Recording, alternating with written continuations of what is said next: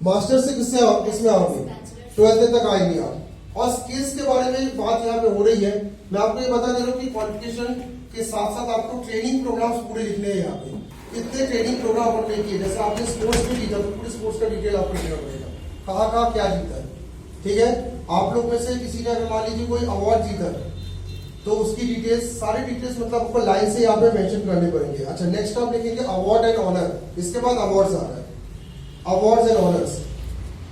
आप में से कितने ऐसे लोग हैं जिन्होंने अवार्ड्स रियलिटी में लिए हैं आज तक? अवार्ड मिले हैं? सारे अवार्ड्स एंड ऑनर्स आपको लिखने हैं विद ईयर, किस साल मिले, किसके द्वारा मिले, तो लिखो ना। मिले नहीं क्या तुम्हें अवार्ड? स्कूल में तुम्हारे फ्रेंड को मिले थे क्या? पूरे लिखिए, क्योंकि ध्यान रखिएगा मैं एक स्मार्ट एम्प्लॉय चाहता हूं, तो मुझे अवार्ड एंड ऑनर्स में आपके पूरे डिटेल चाहिए। उसके बाद अगला क्या होता है? Publication and presentation. अगला होता है पब्लिकेशन एंड प्रेजेंटेशन। जिंदगी में कभी न्यूज़पेपर में लिखे हो क्या? कभी मैगजीन में लिखे? कभी ब्लॉग लिखा? कभी इंटरनेशनल जर्नल्स में अपने पोस्ट लिखे? नहीं लिखे ना किसी ने। यही सबसे बड़ी गलती कर रहे हैं। आपके उम्र में बाहर हैदराबाद में 7 से 8 बार लिख चुका होगा इंटरनेशनल जर्नल में, हर हफ्ते पेपर में आता होगा उसका इंफॉर्मेशन। कुछ नहीं है तो आप दैनिक भास्कर में लिखिए, थोड़ा पैसे लगेंगे लेकिन लिखिए ना, उसका काफी वेट पड़ता है। आप मैगजीन्स में लिखिए, आप किसी की पुस्तिका में लिखिए, नहीं है तो खुद अपने पैसों से निकालिए। ISBN नंबर जो आपको जो मिलता है वो नंबर वाली किताबों में लिखिए। आप लोग ध्यान रखते कहीं ना कहीं आप अगर लिखते हो ना तो जॉब बहुत जल्दी मिल जाती है आपको। ठीक है, कई बार कहा भी गया कि इंटरनेशनल जर्नल्स में लिखना चाहिए आपको, उसमें थोड़ा पैसा लगता है, 2000-2500 कुछ अमाउंट है उसका, जान दो, लेकिन वेटेज कितना मिलता है आपको? तो जितने पब्लिकेशन पेपर से सब लिखिएगा।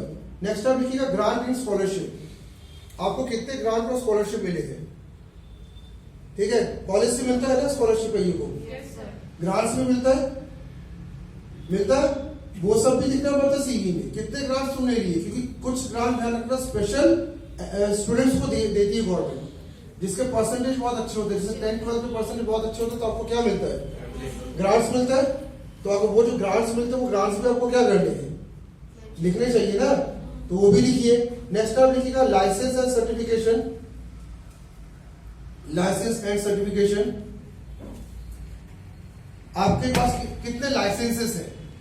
ठीक है, कई लोग लाइसेंस भी ले लेते हैं, कई सर्टिफिकेशन भी। फिर आपने कितने ले लिए? आपने जैसे ड्रग लाइसेंस आपने ले लिया, आपके पास से जो है कोई CA का लाइसेंस आपके पास हो गया, कोई आपने करते करते लाइसेंस भी आपने लेके रखे, तो वो भी बताइए।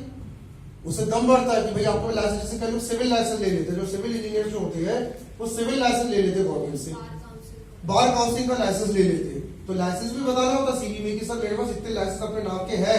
इससे क्या होता है? वजनदारी होती है अपने CV में। और लास्ट पॉइंट इसमें रहता है प्रोफेशनल एसोसिएशंस। प्रोफेशनल एसोसिएशन मतलब आपने कितने एसोसिएशन का मेंबरशिप है आपकी।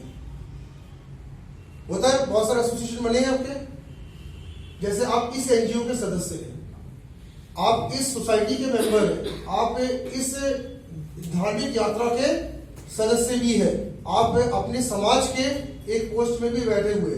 तो आप लोग अभी तक किसी समाज के पोस्ट में बैठ नहीं पाए? कहीं सेक्रेटरी हो, कहीं प्रेसिडेंट हो, वाइस प्रेसिडेंट हो, ट्रेजरर हो, या आप लोग ने आपस में एक समिति बनाई कि महाकाली समिति बना ली।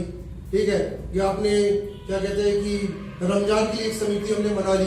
करते हैं ये चीज, आप लोग को बहुत हंसी मजाक लग रही होगी, लेकिन समिति के जो मेंबर्स होते हैं ना उनको जॉब ज्यादा जल्दी मिलती है, क्योंकि आप एक्टिव हो ना कहीं ना कहीं, किसी NGO में आप जुड़े हो, NGO के साथ आप काम करते रहते हो, तो आपके तो पूरा CV खाली है इस मामले में, किसी के साथ जुड़े ही नहीं हो।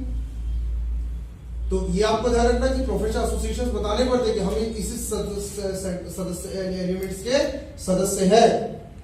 ठीक है, कई लोग बच्चे भी, आप लोगों के बहुत सारे बच्चे कई बोर्ड्स में सदस्य बने रहते हैं, उनको सैलरी नहीं मिलती, वो वेटेज बन जाते हैं। कई लोग NGO में भी काम करते रहते हैं, आप देखते हैं, कुछ नहीं तो किसी NGO में जाके गरीबों का चादर कंबल बांटते हैं और लिखते भी रिज्यूमे CV में है कि हम इस NGO के मेंबर हैं। कोविड वॉलंटियर में भी अभी जो कई लोग कोविड वॉलंटियर बने थे वो भी रिज्यूम में ताकत देता था कि आपने कोविड में वॉलंटरी किया, आपने 2 साल, आपके पास सर्टिफिकेट भी इसका है। ठीक है, या फिर अपना जैसे दुर्गा पूजा होता है, या कोई अपना चर्च में कार्यक्रम हो रहा है, आपके मुस्लिम धर्म में कार्यक्रम हो रहा है, वहां भी आपको सदस्य बने ना, वहां पे उसका भी आप सीवी में शो ऑफ करें। तो ये आपके मैंने क्रोनोलॉजी